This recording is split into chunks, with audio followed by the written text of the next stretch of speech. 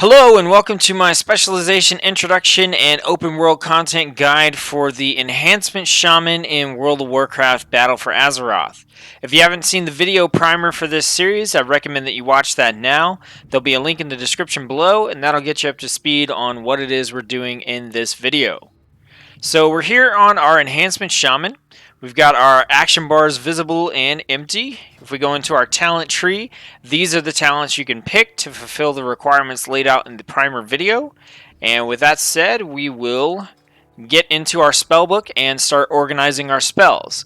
Now, I'm not going to go in depth into every single one of these spells, but I will give you a brief description so you know what the spell does and why we're putting it into the category that we are. And we're going to start with Ancestral Spirit. This is our single target resurrection spell. It'll allow us to resurrect a dead friendly player. It's only usable out of combat, so we'll put it over here in our miscellaneous spells section. Next, we have Astral Recall. This works as a second Hearthstone. Wherever your Hearthstone is set, you'll be able to use this in place of that, so you kind of have some extra charges of your Hearthstone. It's pretty nice. Next, we have Astral Shift. This is a defensive cooldown ability that gives us some damage reduction. We have Capacitor Totem. This is a totem that will stun everything in its area of effect, so it's a crowd control ability. Cleanse Spirit will remove all curse effects from a friendly target. It's a combat utility that we're probably not going to use very often out in the open world, so we'll put it over here on the right-hand side. Crash Lightning is part of our core rotation. Earth Elemental is a defensive cooldown. We can summon this big Earth Elemental to kind of tank for us and protect us. Earthbind Totem will slow all enemies in its area of effect. It's a crowd control ability. Farsight lets us view a location very far off. It's something we can kind of use for fun. Just a miscellaneous spell that's, some flavor for the Shaman class. Next we have Feral Spirit. This is an offensive cooldown. It summons 2 Spirit Wolves. They'll fight for you and they will generate some of your primary resource for you while they're out. Flame Tongue's part of our core rotation. Frostbrand is a crowd control ability. It will deal some damage and then cause your attacks to slow the enemy's movement speed. So we'll put that in our crowd control section. Ghost Wolf is a combat utility ability. It lets us turn into a wolf, and this will increase our movement speed by 30%. Healing Surge is a combat utility we'll use pretty often. It's a heal we can cast on ourselves or on friendly targets. Heroism is a offensive cooldown ability. It grants us, party members, raid members, a bunch of haste, and then it goes on to a long cooldown where we can't be affected by it again. Hex turns your enemy into a frog, basically preventing them from doing anything. Damage can cancel the effect. That's a crowd control ability. Lava Lash is part of our core rotation. Lightning Bolt is a combat utility ability. We can use this to pull targets over to us and things like that. But we won't use it too often, but it is there as a nice tool to just kind of go, hey, I want that melee guy over there to come over to all this AoE damage I'm doing.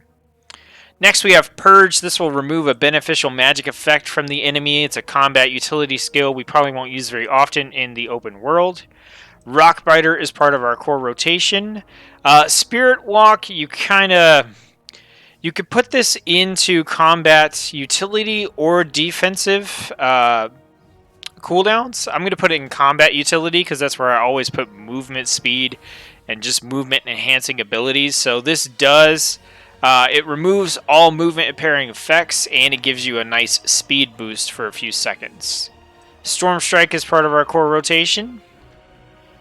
Water Walking will allow us to walk on water. Damage will cancel the effect, so generally you're going to use this out of combat to travel around. So we'll put this in our miscellaneous section. And finally we have Wind Shear. Wind Shear is our interrupt ability. It will interrupt spell casting. That's a crowd control ability as well.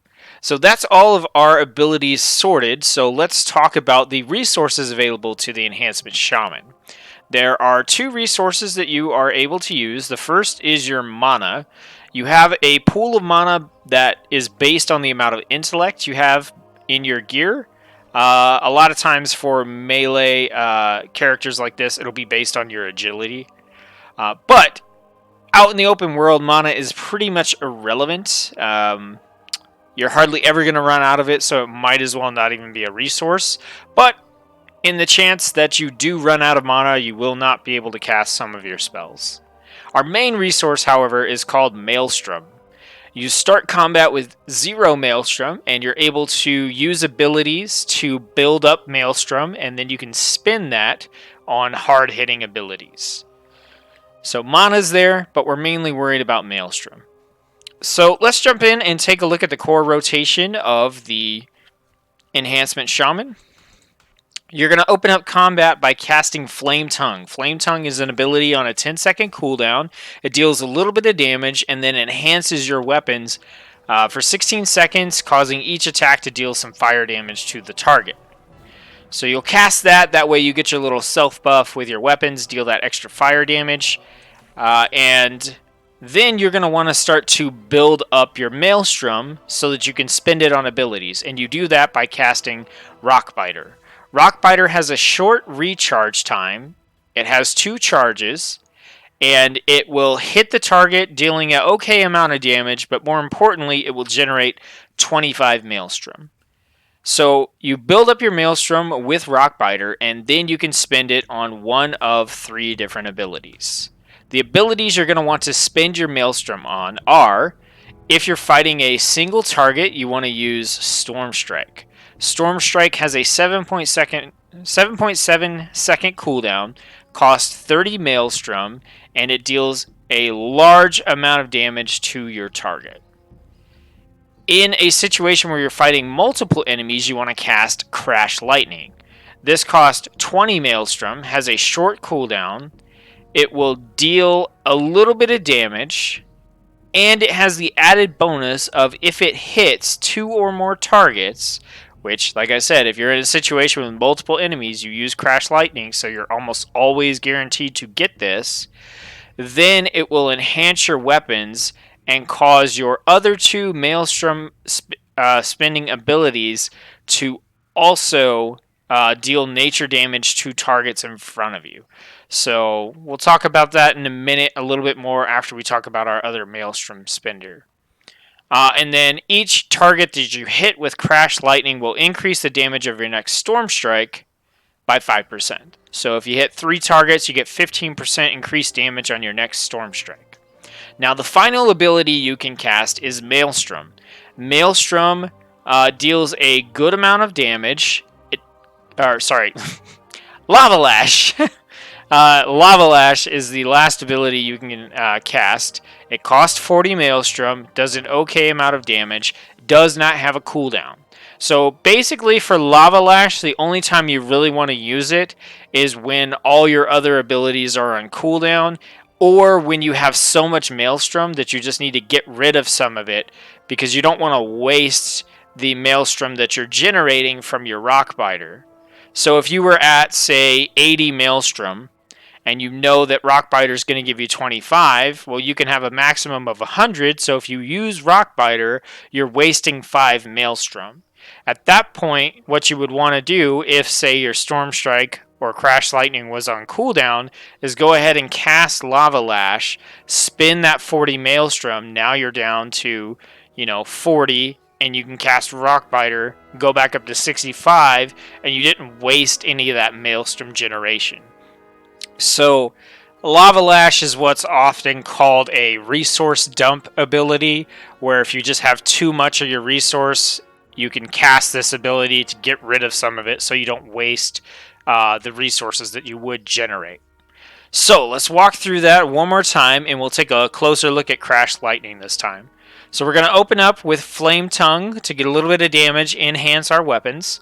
We're going to build up Maelstrom with Rockbiter. Then we're going to spend it in single target on Storm Strike. Or in multi-target, we're going to spend it on Crash Lightning.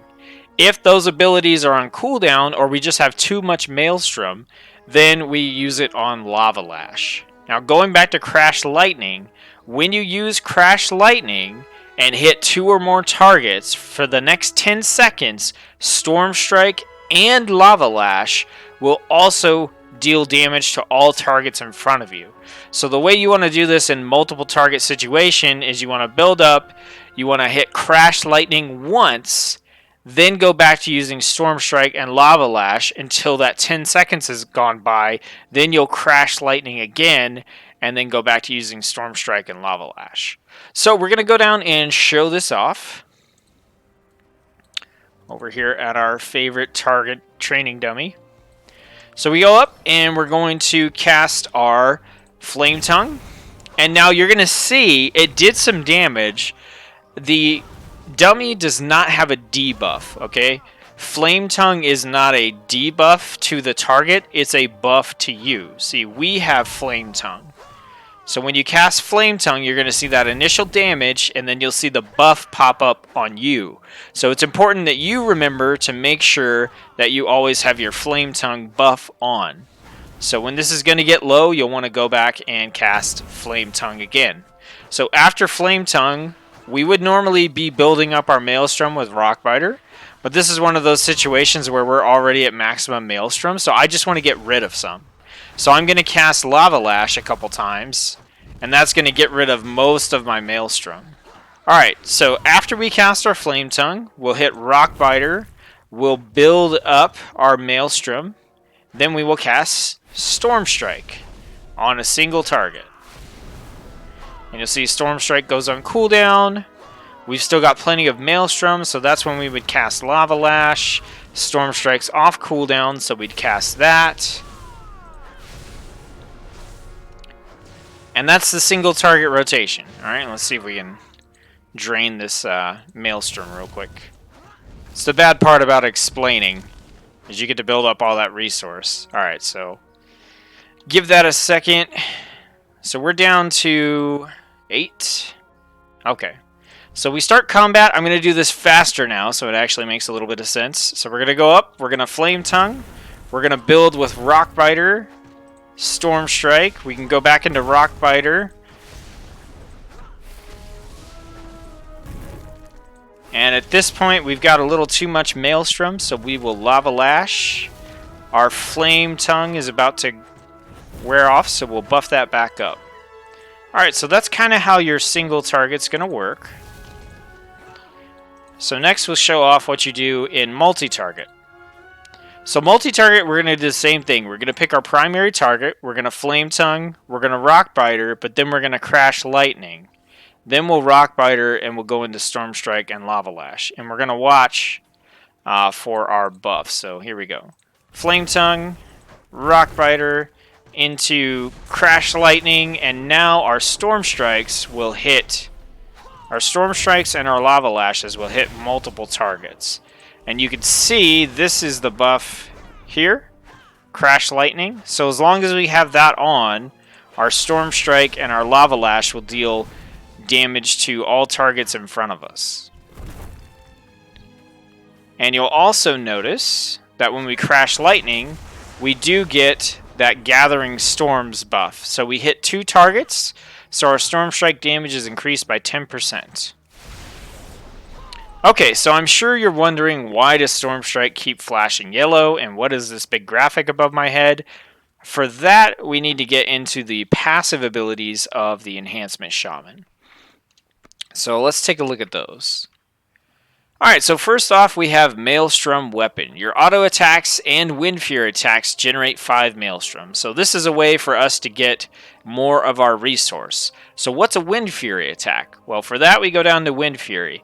Each of your main hand attacks has a chance to trigger 2 extra attacks, dealing 107 physical damage each. So every time you swing with your main hand weapon, you've got a chance to do 2 extra attacks. So 3 attacks in one hit. Those attacks and your auto attacks have a chance to generate Maelstrom for you. Next, our Mastery will increase our chance to trigger Stormbringer and Wind Fury by a certain percentage and increase all Fire, Frost, and Nature damage we deal. So we went over what Wind Fury is. So what is Stormbringer? Well, Stormbringer gives our weapon attacks a chance to reset the cooldown on our Storm Strike. So that means if for some reason we had cast Storm Strike and it was on cooldown, we have a chance to reset that to 0. Cause your next Storm Strike to deal 25% increased damage. So, okay. We're going to reset the cooldown. It's going to hit harder. Cost 100% less Maelstrom. Okay, so now it's free. And trigger no cooldown. So when Stormbringer hits, the cooldown gets wiped off of our Stormbringer so we can immediately cast it. It does 25% more damage. We can cast it for free, and it doesn't trigger the cooldown so we can cast it again. So what can happen is you can chain into Stormbringer over and over and just cast a bunch of free, like instant one after another storm strikes, and that's really powerful. And so our mastery increases the chance to trigger that and our Wind Fury. And finally, this is a passive that all shamans have, Reincarnation. This allows you to resurrect yourself upon death with 20% health and mana. And you could do that once every 30 minutes or so. So let's run back down real quick. Nothing about our rotation has changed, but we're just going to look out for that Stormbringer proc now.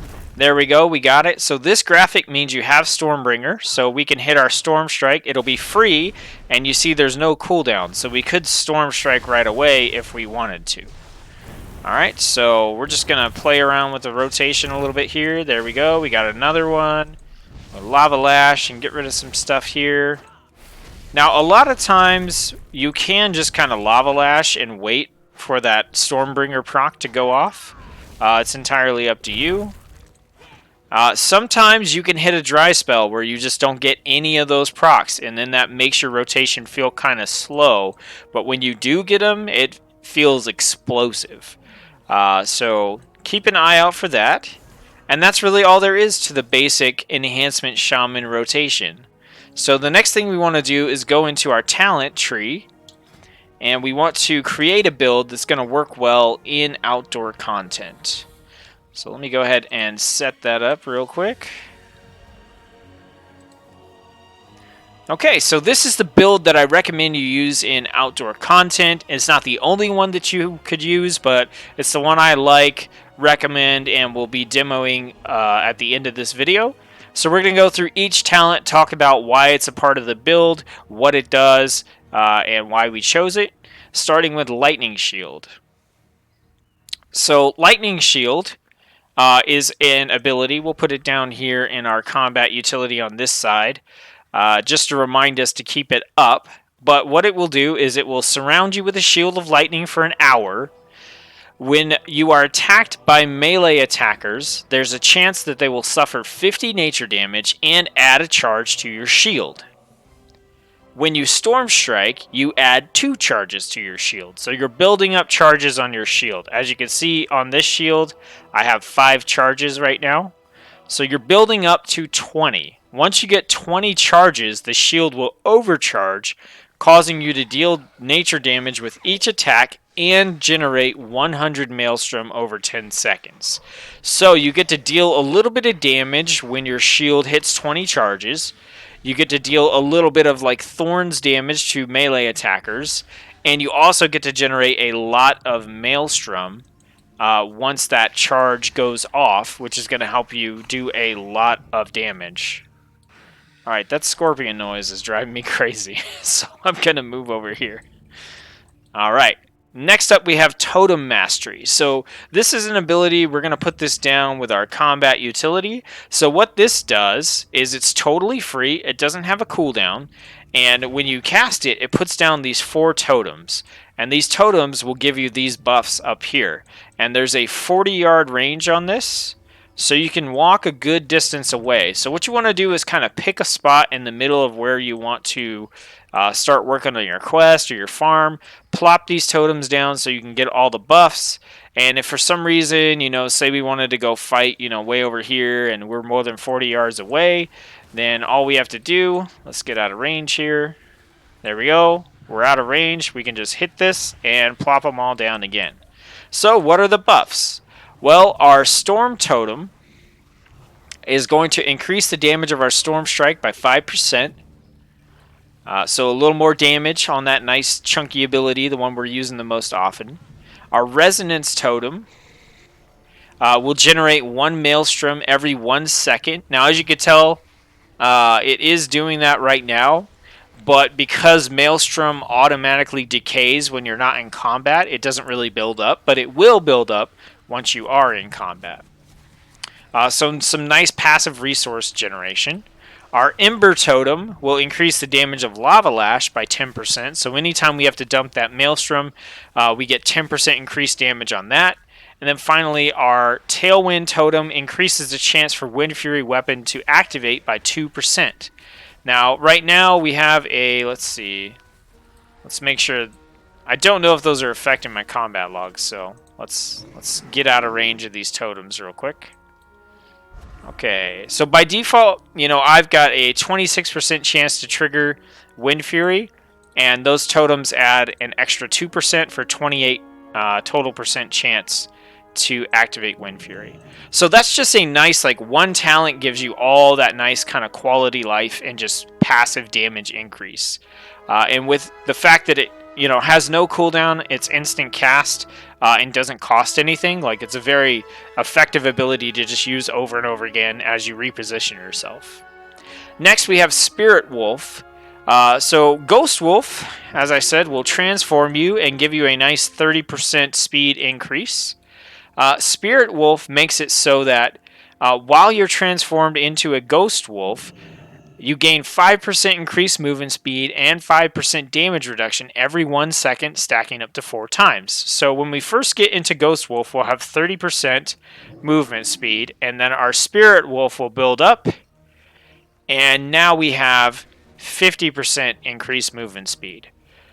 On top of that, we do get the nice 20% damage reduction. So if you're just trying to run through an area to get to the next area, anybody starts hitting you, all that damage is reduced by 20%.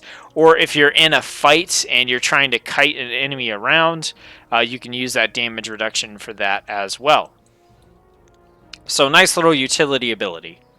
After that, we have Searing Assault. Flame Tongue now causes the target to burn for 744 fire damage over 6 seconds. So if you remember when we looked at Flame Tongue, I showed you that the target doesn't get debuffed, we get buffed. It's our weapons that are buffed that deal the extra damage. This talent makes it so when we cast Flame Tongue, now the target will get a debuff. A damage over time debuff called Searing Assault that will deal damage to them as well. So we're going to cast that anyway because we want it on our weapons. So now it will deal some extra damage. Looks like our Scorpion buddy's gone, so we'll come back over here. Next, we have Nature's Guardian. Now, on this tier, I recommend you either take Nature's Guardian or Feral Lunge. Nature's Guardian, when your health is brought below 35%, you instantly heal for 20% of your maximum health. This cannot occur more than once every 45 seconds. Feral Lunge will cause you, it's an instant cast ability on a 30-second cooldown that will cause you to jump to your target. I will show you this one real quick. This is a viable option. It gives you a little bit of added mobility, but then it goes on a 30-second cooldown. Between the Ghost Wolf buffs that we have that get us up to 50% speed, and the fact that some of our weapons have, or some of our abilities have a longer range. If you look, Flame Tongue, Rockbiter, those both have a 20-yard range. Plus we have Lightning Bolt with a 40-yard range. I don't really feel the need to have the added mobility of Feral Lunge. I prefer to have the passive nice ability of Nature's Guardian, so every time, like every 45 seconds, if I dip below 35% health for some reason, I'll instantly heal for 20%. And that's really nice because you can keep focusing on damage instead of trying to desperately heal yourself. Next, we have Sundering. So Sundering is an instant cast ability. We can put this, it's up to you. I put this kind of, I just bake it into my rotation. It's a 40-second cooldown. It shatters the line of earth in front of you and deals a ton of damage. And then it also incapacitates any enemy that's hit for 2 seconds. So this is a nice button to push to deal a bunch of damage to a target. And you could use this about every other fight against, more than one target. Obviously, if you're fighting one target, then one target, then one target, you're not going to need an ability like this. But in between fights with 2, 3, 4, 5 enemies, you should be able to use this about every single time. And then finally, Elemental Spirits. This reduces the cooldown of Feral Spirit by 30 seconds and causes your Feral Spirits to be imbued with Fire, Frost, or Lightning, enhancing your abilities. So, Feral Spirit is an awesome cooldown. It normally has a 2-minute cooldown. It will summon Spirit Wolves to fight for you for 15 seconds, and while they're out, they will generate 5 Maelstrom every time they attack. So not only do you get these wolves that are dealing damage for you and attacking and distracting enemies, but they also generate a ton of Maelstrom for you to use your abilities. And now with Elemental Spirits, you can use them every minute and a half. So just about every rare spawn, you'd be able to use this ability and really help mow down that target. Also, they get imbued with Fire, Frost, or Lightning, which is going to make your abilities even stronger. So none of this really changes our rotation. We're going to do everything pretty much the same way. The exception to that is, if you were wanting to, you could cast your Sundering. Boom. Really cool, nice effect there. Or, say you were fighting an elite or something like that, you could then summon your Feral Spirits, and just look at the amount of Maelstrom we're going to generate from having these wolves out. It's actually pretty crazy. Like, I'm not casting any abilities that generate Maelstrom right now. I'm just spending it. And now they're gone. That time they were imbued with fire.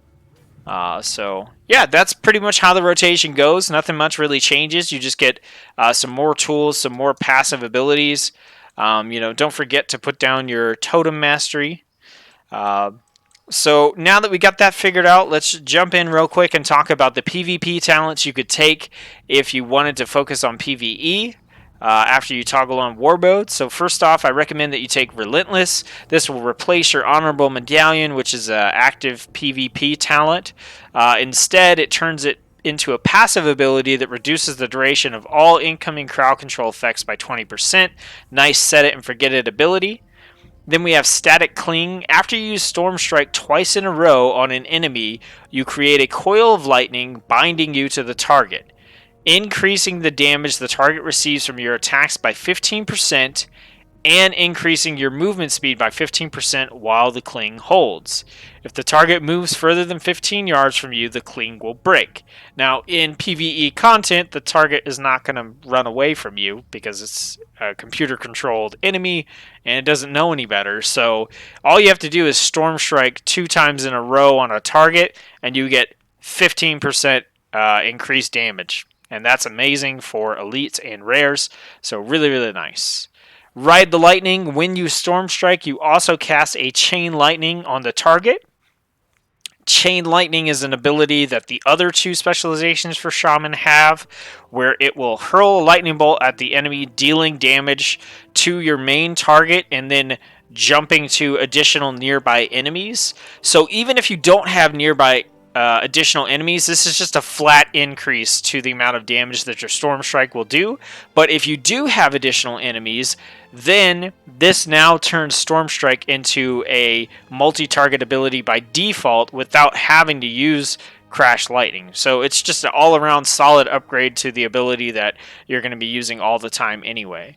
And then finally, Spectral Recovery. While in Ghost Wolf, you heal for 3% health every 2 seconds, and this increases the movement speed of Ghost Wolf by an additional 10%. So now, whenever we go Ghost Wolf, we get 60% movement speed, we get 20% damage reduction, and we heal 3% of our health every 2 seconds, meaning Ghost Wolf form is awesome and is really going to help you to sustain yourself in between fights. So that's it. Those are the PvP talents I recommend that you take. The only thing left to do now is take this out into the open world and show it off against some different enemies. So I will cut to that, and I'll see you there. Alright, so we're here in Suramar City. We're going to fly down and try out the build against a couple different types of enemies. So let's go ahead and hop down here. So remember, we're building up our... Hey, never mind. Alright, so we use our Flame Tongue, Rock Biter. We're going to Rock Biter again. We can go ahead and Storm Strike, and dead. Alright, so this guy, we could pull him over with our Lightning Bolts. Go into Flame Tongue, Rock Biter, Storm Strike. So that's the rotation. Now, depending on how much Maelstrom I have when I start the fight, like if I cast Flame Tongue on this guy, I might go straight into Storm Strike instead of the double Rock Biter. Also, we kind of got ambushed there a little bit, but what I would normally do is try to pick a little spot somewhere around where I'm going to fight. Make sure I drop down my totems. Let's go ahead and get this guy. Come on over. Alright, so we got our free Storm Strike. Use that. We're good there. We got another one. So we could use it on this guy. Alright, multiple targets, so we can Crash Lightning and then cast our Storm Strike. It'll hit both targets. Alright. And you can see how if you get these procs of your Stormbringer, you're going to want to go and use your Storm Strike as soon as possible because it does a massive amount of damage. So we still got our totem buffs, so we want to pay attention to that as we move forward. Make sure we're still getting those. If they drop off, then we want to recast our ability. Alright, so that's, you know, some single target, pretty easy stuff. Now, one of the things I wanted to mention is we do have this heal here, and this heal is kind of interesting. It costs 1,000 mana, and it will heal us for almost 3,000 health, and we have 21,000, so a pretty good amount. But the way the heal works is it normally has a 1.7 second cast, but it will consume 20 Maelstrom to become instant cast. So right now, since we have the Maelstrom, I can click it, and it's an instant cast heal. So that's important to know. That's going to save you in a lot of situations.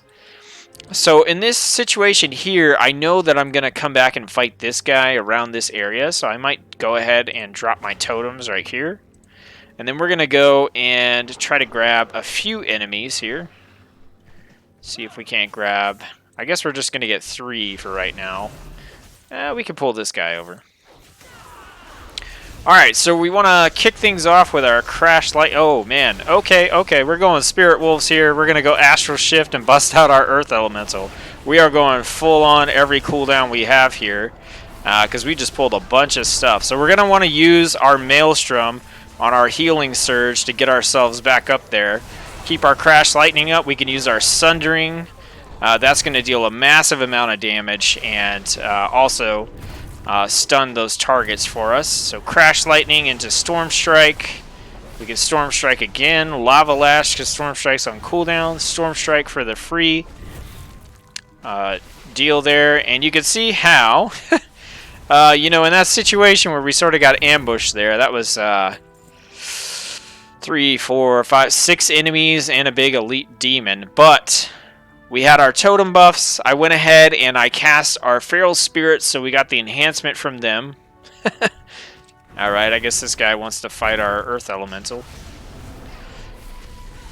So we cast our Feral Spirits. We got the buff from them, as well as the increased Maelstrom, which helped us to be able to cast our Healing Surge instantly and get back to the full health. I also went ahead and cast Astral Shift, which has made us take 40% less damage for 8 seconds, and I called out that Earth Elemental. This is a big 5-minute cooldown, but you saw that he just taunted everything to him. That gave me time to heal and focus on trying to dish out the damage to kill all those targets. And don't forget that Sundering did a massive amount of damage. It killed off a bunch of enemies, or got them super low as soon as I was able to use that. And that 2-second incapacitate, you know, that will help you out. So also being able to go keep that Crash Lightning up and then go into Storm Strikes and Lava Lash from there. You can kind of see I sort of dropped off of trying to cast Flame Tongue on people at that point, and Rock Biter. I really only hit that when I didn't have anything else to do because I was generating a lot of Maelstrom from the Wolves. So, bit of a hairy situation there, but I think it shows off the capability of the Enhancement Shaman. Most of what we did in that fight, we could do in every fight except for the Earth Elemental. But that's the reason we have Nature's Guardian as well, because if we had been brought super low like that, it would have given us that 20% heal, which might have been enough time for us to recuperate and get back into the fight. So, even though we did just kill an elite and someone with super chunky health, we are going to go over here and I am going to show off killing a rare.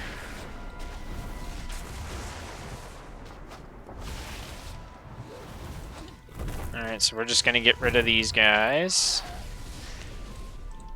Okay, so what we're going to do here is we're going to go ahead and we're going to make sure we have our spirit, our feral spirit ready to go. We're going to set up our totems, and we're going to make sure we use Sundering as well. So we can pull this guy over with our Flame Tongue. Go ahead and Rockbiter. We'll cast our feral spirits. We'll use our Sundering. Boom, there we go. And you can see that guy is just whoop, super dead now.